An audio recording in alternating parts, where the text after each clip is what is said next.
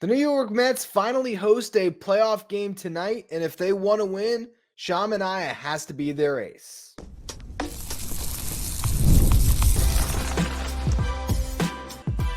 You are Locked On Mets, your daily New York Mets podcast. Part of the Locked On Podcast Network, your team every day. Hello to all you amazing Mets fans. You're watching Locked On Mets, part of the Locked On Podcast Network, your team every day. I'm your host, Ryan Finkelstein. If you want to find any of my work, follow me on X at Finkelstein Ryan. You can also find some of my writing at justbaseball.com, where I work as the managing editor. This episode is brought to you by Booking.com. Booking.yeah. The right state can make you a fan of any city, even your baseball rivals. Book today on Booking.com, the official accommodation partner of Major League Baseball. Get the Booking.com app today.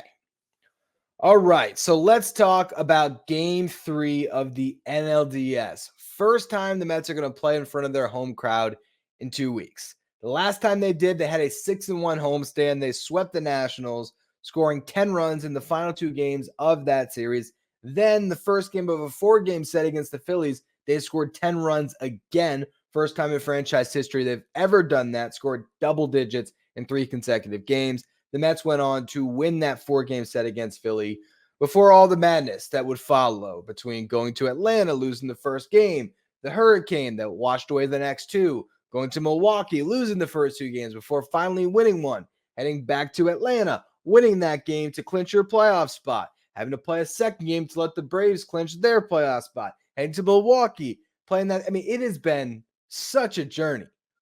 And now the Mets come back home. And I think a big key to this game and now this series is the fact that the Mets were able to flip home field, and they got to capitalize in this game. Last year, the Texas Rangers had a very similar arc through the playoffs.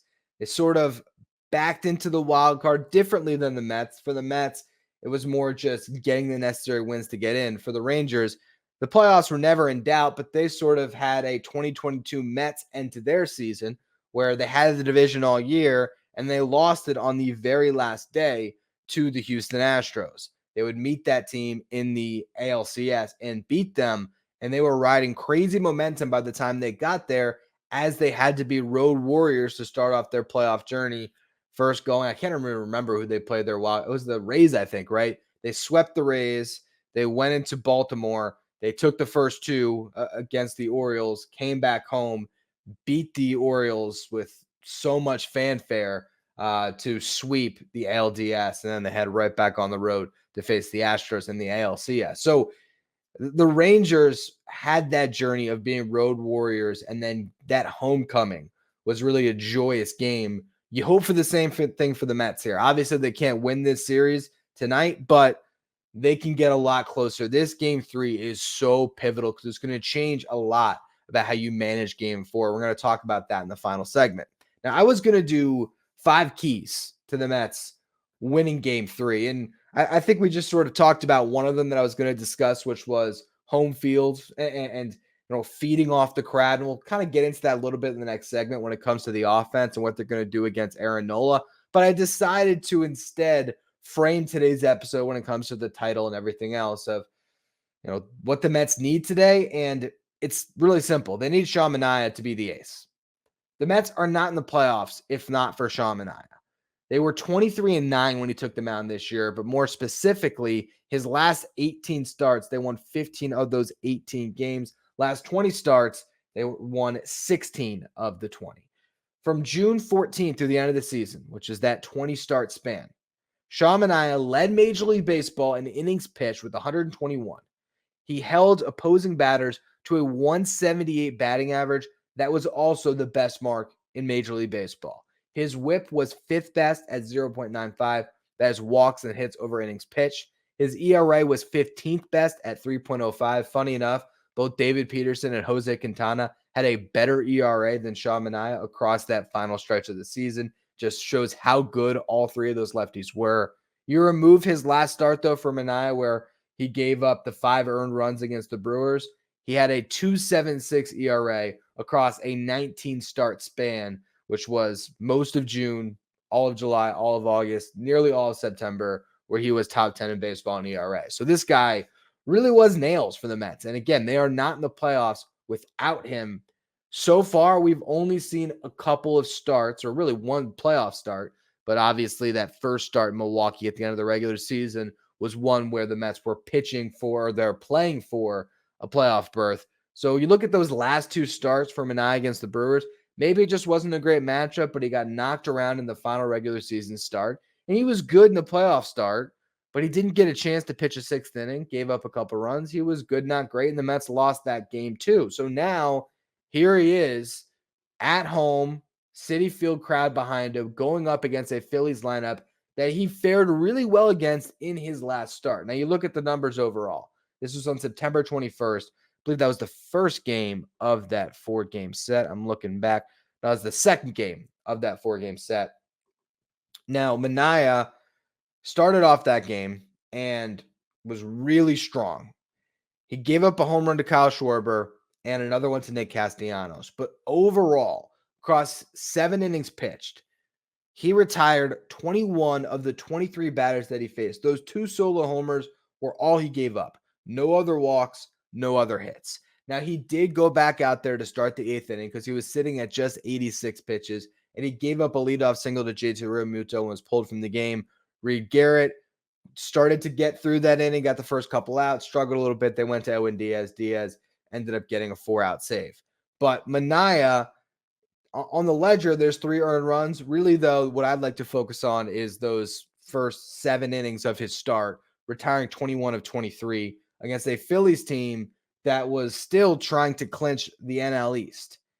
He was great in that start, and the Mets need him to be that good again. When you look at the career numbers, though, against Sean Manaea, there are hitters in this lineup that have fared very well against him throughout their respective careers. Now, Manaea wasn't always this pitcher, so I still will defer back to the most recent outing and say, wow, he was great on September 21st. Although you can look even further back and say, well, in June, he got knocked out in the 4th inning against the Phillies, giving up 6 runs in that frame. That was during the London series, game 1 of the London series. So there's some good in the most recent past. There's some bad, not that far beyond that. And then if you go to the beginning of the season in May, he pitched 6 strong innings, allowed 1 run on 4 hits, 1 walk, 6 strikeouts. So 2 of the 3 starts against the Phillies this year have been good.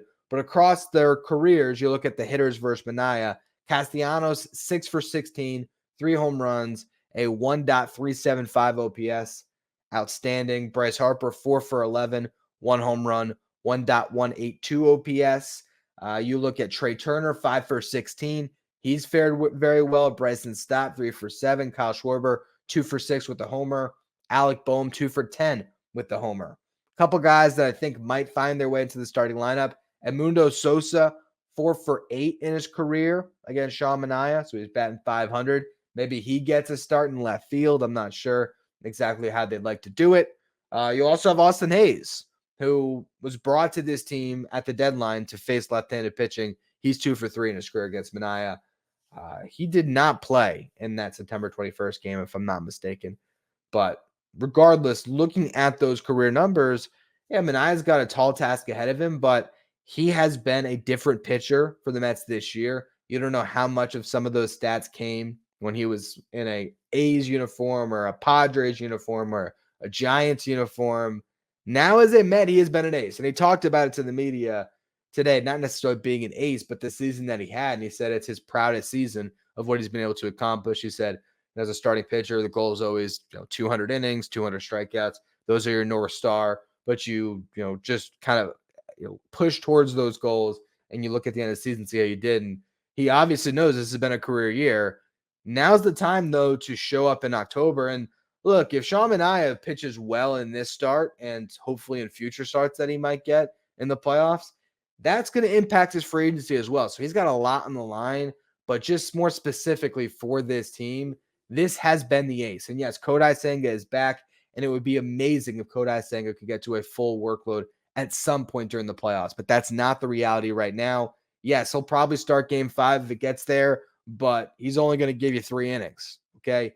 Sean Manaea is capable of going up against a great Phillies lineup and holding them down for 7 innings, and that's what the New York Mets need to win this game. So there's really only one key. I was going to do 5 biggest keys, and there's others that we'll talk about as we kind of go through this matchup a little bit more. But to me, there's one overriding factor in this game, and that is the Mets' best starting pitcher this year, Sean Manaea, looking like it, feeding off of the crowd, and keeping that Phillies lineup at bay for a majority of this game so the Mets can, for one, use less arms out of that bullpen to preserve some guys, but more importantly, there's a lot of volatility in that pen. So the more you can avoid it, the better. The lineup can score big, and Manaea can give them a good start. This could just be a nice, easy victory for the Mets where they could put the Phillies in a very tough position heading into game 4. That's got to be the goal. It starts and ends with Sean Manaea. But there's another really good pitcher on the other side that has had a lot of success in October. I want to talk about Aaron Nola in the next segment. First, though, quick word from our sponsors. Today's episode is brought to you by Booking.com, Booking.yeah. Explore those USA cities you've always secretly wanted to learn more about. Yes, we're talking about your rival cities. If you want to end up in Philadelphia for Game 5, you might have to prepare for that. You can use Booking.com and find hotels, bed and breakfasts, vacation rentals, resorts, and so much more. You might just find the perfect stay, even in your baseball rival city during the postseason. And maybe after the postseason, you just want to travel around the U.S., Booking.com is the place to go. The app is so easy to use. It's convenient. It's become my go-to place whenever I'm looking to travel. I go to Booking.com first, and I always find the right stay for me because the right stay can make you a fan of any U.S. city, even your baseball rivals in October. Booking.com, Booking.yeah. Stay up to date with all the latest in the world of sports when you check out Locked On Sports Today, streaming 24/7 on YouTube. If you're watching on YouTube today, do me a favor, hit that subscribe button. I guess our goal is now 11,000 subscribers by the end of the postseason. I appreciate you all for helping me get to the goal of 10,000 subscribers by the end of the year. So now we push forward. I also want to let you know, if you are subscribed, make sure you have that notification bell on. I will likely be going live after Game 3, so you don't want to miss that. You will get that notification when I go live if that notification bell has been clicked. All right, so let's talk about Aaron Nola, the other side of this pitching matchup, because there's a world where Sean Manaea goes 7 scoreless and Aaron Nola matches him. I mean, Nola is a very good pitcher across his playoff career. He has a 3.70 ERA. That's in 48 2/3 innings pitched, I think. Did not mark that in my notes, but I know it was just shy of 50 innings. Across his regular season career, which spans over 1,600 innings, he has the exact same 3.70 ERA. So what does that tell you? This guy has a slow heartbeat, and he is not going to be fazed by pitching in front of all those crazy Mets fans at Citi Field. He's been in that ballpark before. He's pitched big games in that ballpark before. It's just going to be a matter of his best stuff going up against a Mets lineup that has been fairly locked in. Now, this season, he faced the Mets twice. One game in May, where the Mets were at their worst. He pitched a complete game shutout. Only allowed 4 hits, no walks, 8 strikeouts. If I remember correctly, I feel like he did that on like 95 pitches. I could be wrong, but I remember that just being an absolute demolishing of the Mets lineup. In September, at the bank, Aaron Nola gave up, 6 runs on 6 hits, gave up homers to Alvarez and Nimmo, got knocked out in the 5th inning. So 2 very different starts for Nola this year against the Mets. You look at career numbers. The guy that has got him the most is Pete Alonso. 5 career home runs, 3 doubles against Nola. He's faced him a ton. There was like 50 at-bats, hitting 320, 370 on base, 680 slug. So this is a good matchup for Pete. Bad matchup for Lindor. Career 551 OPS against him, hitting 212, 278 on base, 273 slug. So not the best for Lindor. Vientos probably still batting second. He's only faced him for that one game, 1 for 3 with a strikeout. Meanwhile, Nimmo faced him a little bit more, 250 average, 391 on base, 404 slug, 2 career home runs, one of them in that last matchup. So that's your 1 through 4 in the lineup. Iglesias probably still bats 5th, you would think. For his career against Nola, he's 4 for 9. So good matchup for him. Alvarez, 1 for 2 with that homer. I'm sure he'll be right back in the lineup. And then you wonder, all right, who else is going to start? What are the other 2 outfield spots going to be? Who's the DH? That's sort of what's been up for grabs throughout the playoffs, right? You know for a fact what the infield's going to be. It's going to be Alonso, Iglesias, Lindor, and Vientos. Alvarez is going to be behind the dish, and Nimmo's going to be in left. But those other three spots have been interchangeable. You look at, left on right, is Jesse Winker going to get in there? Well, he's 4 for 24 in his career against Nola, 167 average, 231 on base, 292 slug, but only 2 strikeouts. Here's the thing. I think Winker might be the DH still because there's not a lot of success when you go a little bit further down the line. The outfield, though, is pretty clear for me. Starling Marte's got to be in there. For one, he's been great in the playoffs, but two, he's 11 for 31 in his career against Nola, 355 average. He's seen him a bunch. He's hit well against him. Don't overthink it. Starling Marte should be in right field. And Tyrone Taylor, 4 for 10 in his career against Nola, 1 walk, 1 strikeout. He should be in center. Harrison Bader should not be anywhere near the starting lineup. Didn't fare well in his start over the weekend. And he's 0 for 4 in his career against Nola, 4 punch-outs. Now, why would Jesse Winker start at DH over JD Martinez? JD Martinez is 3 for 19 in his career against Aaron Nola, 10 strikeouts. So I do wonder if they really dive into the film on it and it's already a bad matchup and you think about what Aaron Nola could do to JD Martinez, as Martinez might still be a little bit of a diminished version of himself. Are you going to throw him at DH, or should you keep him on the bench and drop him into the game when the situation might call for it? I think that is probably the better move here. And so maybe Jesse Winker gets the start at DH tonight. We'll see what the Mets decide to do. It's really unfortunate that Jeff McNeil is not available in this series. It's not like the regular season where a guy can prove that he's ready to go and you can call on him because he was taking BP on the field today. He looks pretty good.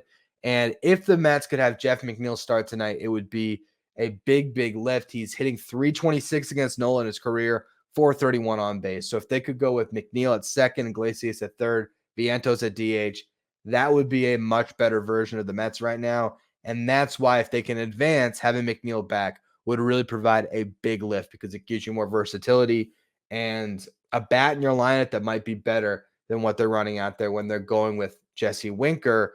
Instead, you can sort of have a pseudo platoon of McNeil and JD Martinez at the DH spot. McNeil would probably play the field, but that could push Vientos to DH. Regardless, the Mets need to land the first punch. If I was going to stick with my 5 keys to winning this game, that was going to be one of the keys. They got to get on Nola early, and they want to keep, or by getting on Nola early, they will keep that crowd in it and engage from pitch 1 all the way through. They're going to be locked into every pitch. But if the Mets end up taking the first punch and the Phillies get up early on them and this lineup is getting stymied by Nola, that crowd's going to get tight. They're going to get anxious, and they're not going to be as in it. The Mets need to feed off the energy of their home crowd. What I really want to see happen, and I talked about this on our Locked On crossover, which you can find on my podcast feed for Locked On Mets, as well as the Locked On Mets YouTube channel. Myself and Connor Thomas, the host of Locked On Phillies, did meet up. I posted that show at 7 o'clock on Monday night just because there was no game. Thought you guys might want to check that out. And I wanted to focus a little more on Game 3 myself here. But in that podcast, I talked about momentum and how if the Citi Field crowd watches Sean Manaea go out there and go 1-2-3 in the first inning, striking out Bryce Harper to end the frame, and you go back into the dugout, Citi Field is going to be just ready to boil over with excitement and will erupt. Then you come up to hit, and let's just say Lindor, who hasn't had a lot of success against Nola, he gets on, Nimmo gets on, or whatever. 2 of the first 3 guys get on, and Pete Alonso comes up against a guy that he's fared very well against and hits a 3-run homer. It's just going to be mayhem, very similar to what we saw in the World Series 2015, where the Mets, in that case, lost the first 2 games, come back home, had that great Game 3, and Noah Syndergaard on the mound, sending the message to Alcides Escobar, and then you had, David Wright hit the homer. It was just an awesome game. That's what I hope for here, that the Mets can feed off the home crowd, give them a lot to cheer for, because if they can win Game 3, the series is going to tighten up for the Phillies in a big way, and that'll help them potentially close the series in New York and not have to go back to Philly, because there's not a world where the Phillies don't have an advantage in game 5.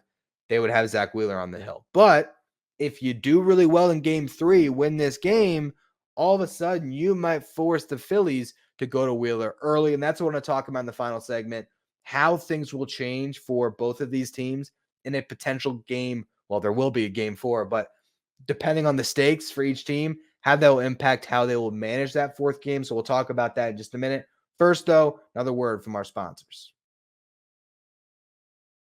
Today's episode is brought to you by FanDuel. Hey, NFL fans, you can start the season with a big return on FanDuel, America's #1 sportsbook. So when you get a hunch in the middle of the game, you can check out the latest stats, view live play-by-play, and so much more on the same page where you place your bets.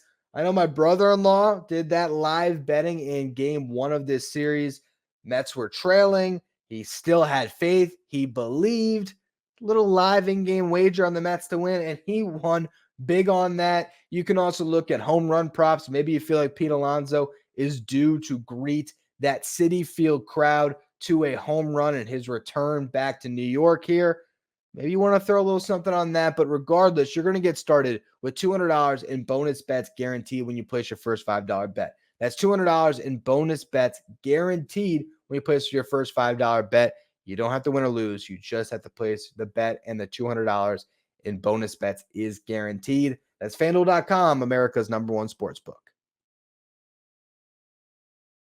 Today's episode is also brought to you by Game Time. Game Time is the fast and easy way to buy tickets for all the sports, music, comedy, and theater events near you. If you're trying to go to the game tonight, Game Time is the place to go for last-minute tickets. They also have their Game Time Picks feature that'll make it easier to get tickets for your favorite live events, as they'll filter out the fluff and only show you incredible deals on great seats, so you don't have to waste your time scrolling through thousands of tickets. You just find the best possible deals, and with Game Time, you can buy tickets super quick, less than 60 seconds, 2 taps, you're all set. Tickets are sent directly to your phone.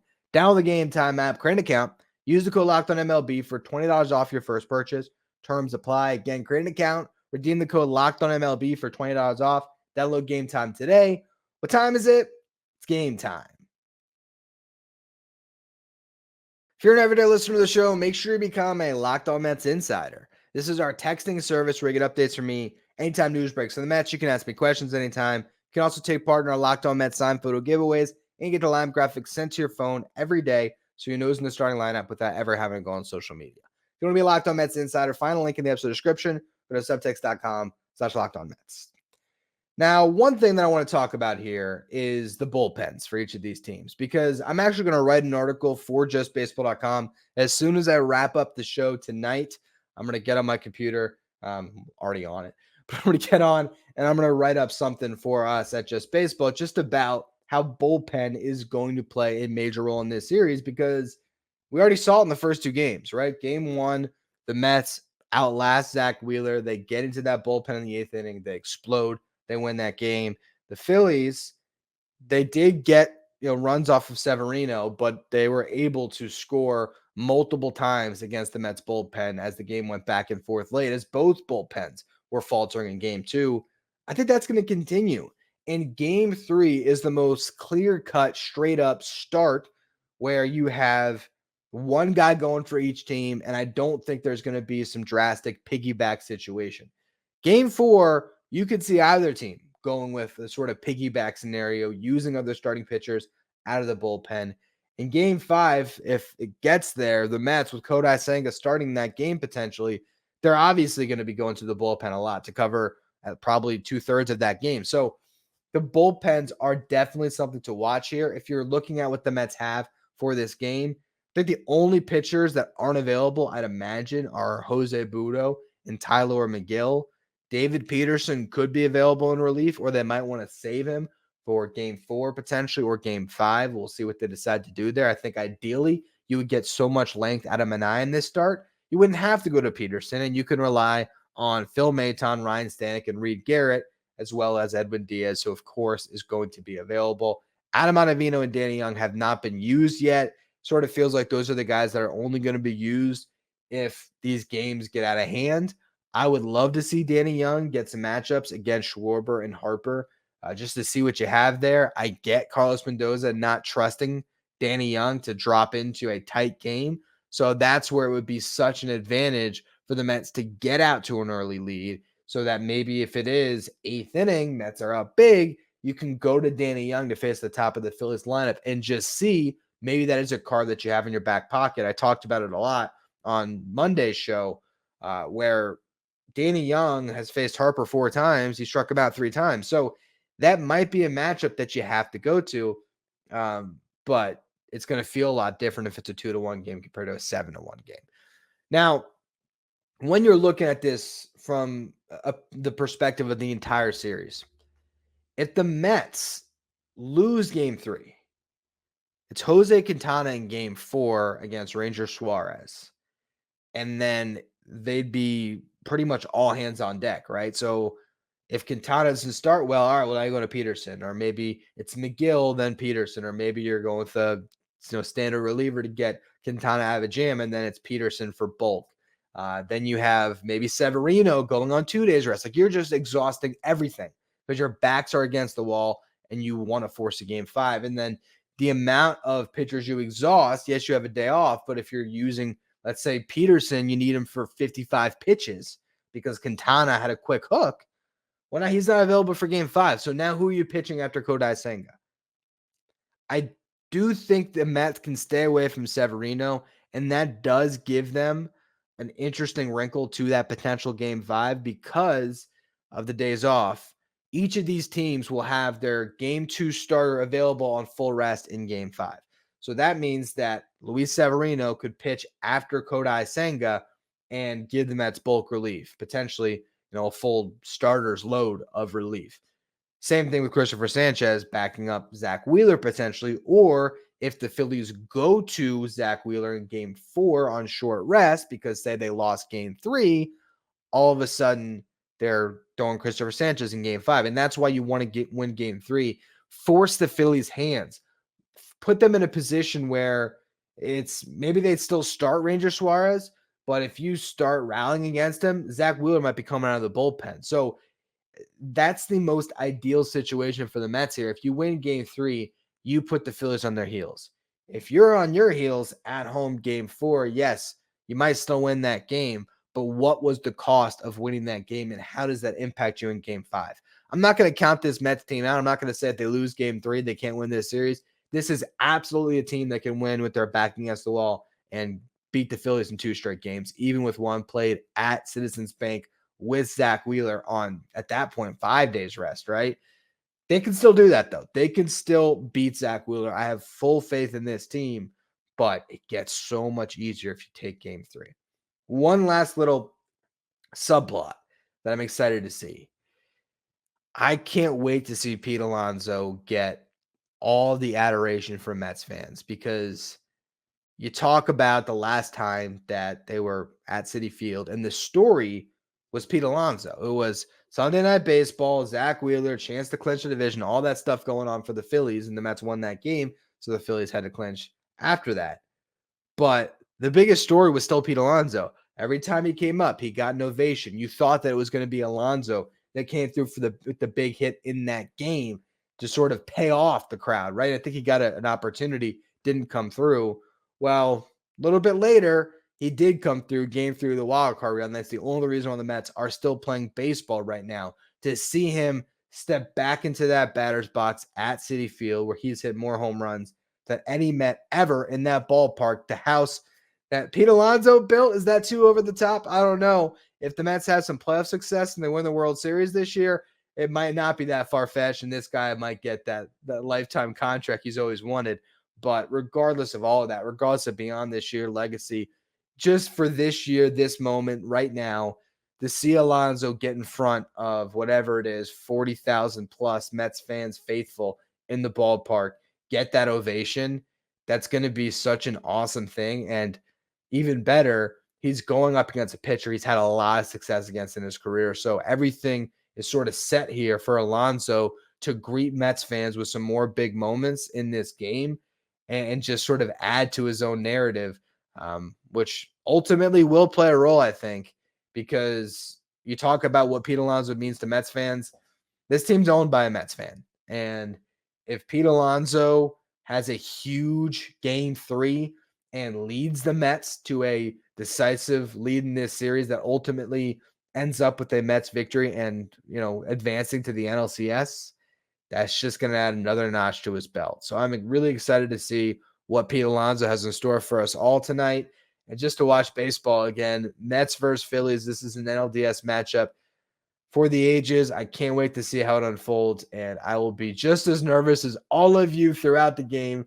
Can't wait for it. And like I said, most likely going to hop on, do a live stream right after on YouTube. So if you're watching on YouTube today, hit that subscribe button. If you're a podcast listener on the audio side, head over to YouTube, subscribe. Make sure you check it out. I will try to get the podcast up on the audio side as soon as I can, but it's going to go up about an hour after the live stream, just based on recording the show first and then having to go to the audio side. So if you want it as soon as possible, again, follow us over there. You can also check out the Locked On New York Sports YouTube channel, which is also doing post-game streams, not just for Mets, also for Yankees, for Jets, Giants, soon Nets, Knicks, all of your New York sports covered over there at Locked On New York Sports. So check that out. You can follow me on X, Finkelstein Ryan. Follow the show at Locked On Mets. Thank you for making Locked On Mets your first listener, your first watch every day. Now for your second watch, head over to YouTube and check out the first ever 24/7 streaming channel.